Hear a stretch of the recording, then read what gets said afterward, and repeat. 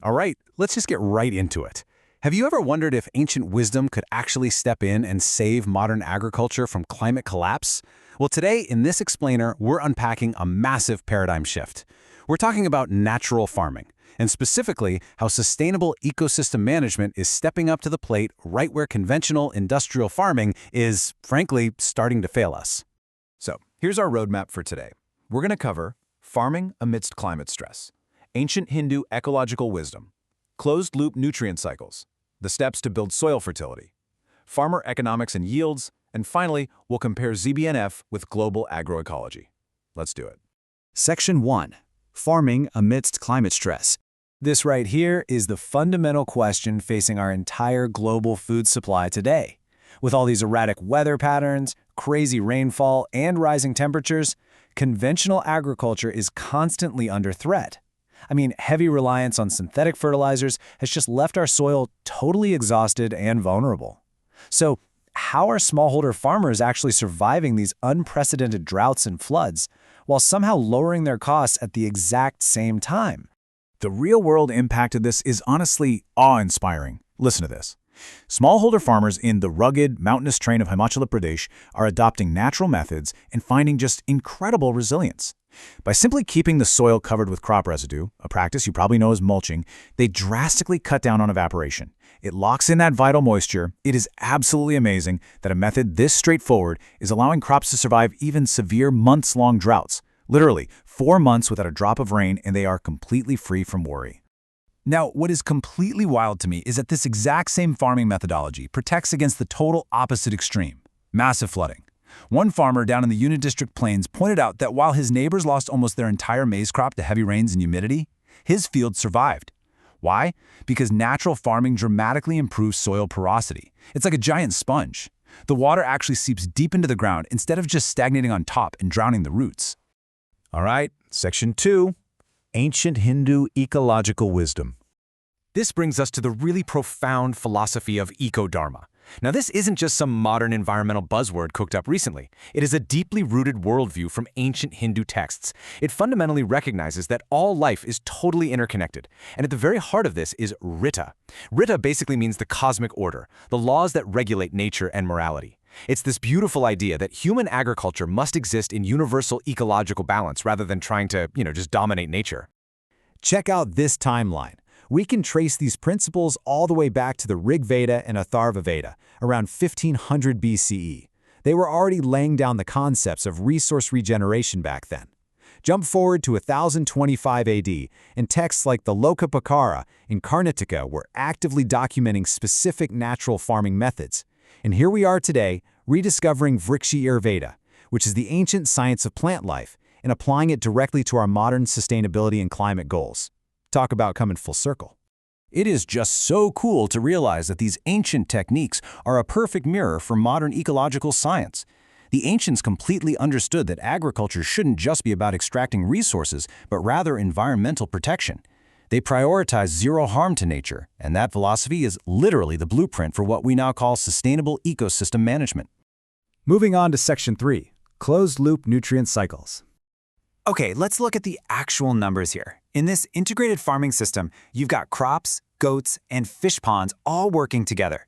And honestly, who knew raw goat droppings and pond silt could be such a powerhouse? By recycling these elements right back into the soil, farmers are recapturing massive amounts of nitrogen, phosphorus, and potassium.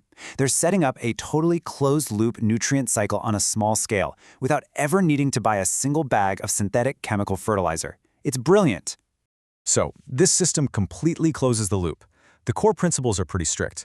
Absolutely no external synthetic inputs, minimal soil disturbance, and a heavy reliance on indigenous local seeds because, well, they're already perfectly adapted to the local climate. By integrating animals and trees and constantly recycling biomass right there on the farm, the soil transforms into this living, breathing, totally self-sustaining engine. Section 4, building soil fertility steps. But how do you actually build this incredibly fertile soil from scratch? Well, it follows a fascinating 4-step ancient recipe. First up is Bijamrutha. This is a microbial coating made from local cow dung and urine, and it protects young seeds from fungus and disease. Next, we have Jivamrutha, a super powerful microbial inoculant you apply to the soil to kickstart enormous biological activity. Step 3 is Achadana, which is intensive mulching. You cover the topsoil to protect it from the harsh sun and build up humus. And finally, Wolpasa, which is that perfect, delicate balance of soil aeration and moisture retention that naturally happens when you do the first 3 steps right. The ultimate goal when these 4 steps work in perfect harmony is to just dramatically boost the organic carbon and nitrogen in the ground. You're not just feeding a plant anymore, you are feeding the entire soil microbiome. By using these local organic inputs and cover crops, farmers are quite literally building a self-sustaining forest ecosystem right in the middle of their agricultural fields. Which brings us to Section 5, Farmer Economics and Yields. I genuinely could not believe this number when I first saw it, 44%.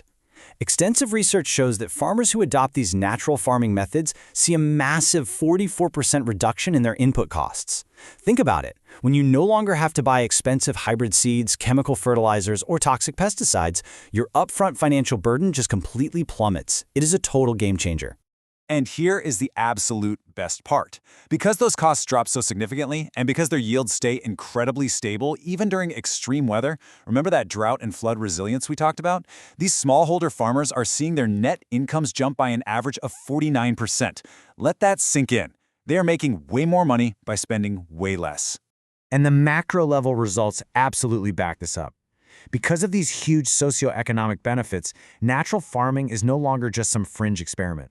Adoption rates are spreading like wildfire across hundreds of thousands of hectares in India. We're talking major states here: Andhra Pradesh, Madhya Pradesh, Chhattisgarh. Entire communities are shifting their whole agricultural paradigm. All right, final section, Section 6, ZBNF versus global agroecology.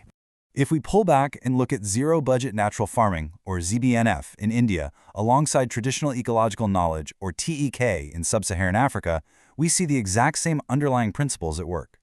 In India, using local cow dung formulations helps farmers manage debt by slashing their input costs by up to 90%. Meanwhile, over in Africa, using traditional intercropping and organic fertilizers is saving farmers an average of $60 per hectare every single year.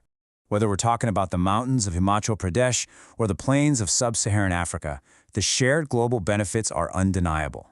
This type of agroecology adapts to irregular rainfall, it drastically increases soil carbon sequestration, it empowers local communities to share knowledge instead of just relying on giant corporate agronomy, and ultimately, it produces much healthier, nutrient-dense crops that often command a premium price at the market. It's a really powerful realization, isn't it? As modern agriculture continues to exhaust our ecosystems, isn't it time we fully embrace the ancient, regenerative wisdom that proves we can harvest absolute abundance without harming the earth? I'm going to leave you with that provocative thought. We literally have the historical blueprint and the modern science to grow our food in perfect harmony with the planet.